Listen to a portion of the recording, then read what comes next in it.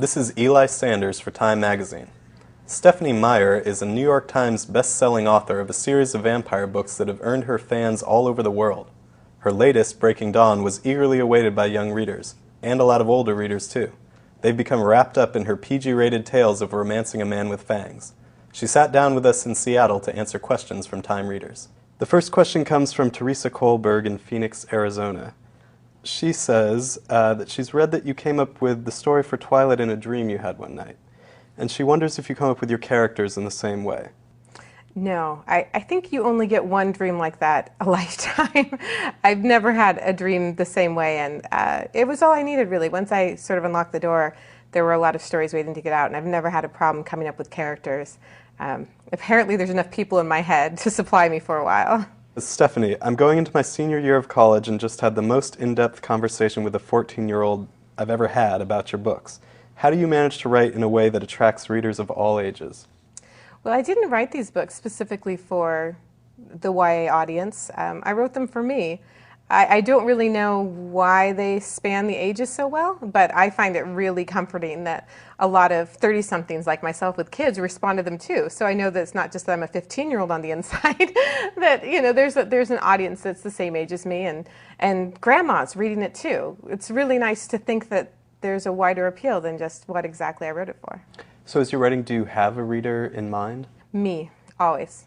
I just never think about anything else when I'm writing. It's always about the story, and if I stop to think about what someone else would think about this section or how the people are going to respond to this one, I wouldn't be able to get a word on the page. What advice do you have for other women like yourself raising families at home who want to branch out and achieve something like you have done?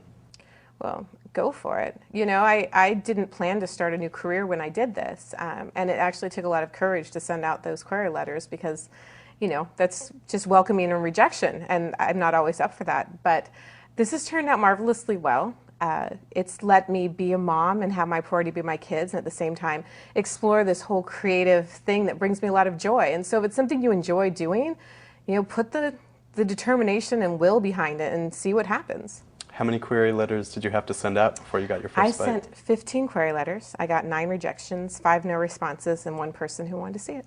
I think what Jocelyn was also getting at is how you juggle the responsibilities of raising your children while also creating these fantastic, huge, sprawling books. It's a delicate balance that I never quite get right. The problem is everything keeps changing. Like, I could figure it out if everything had stayed at a Twilight level and my kids never aged.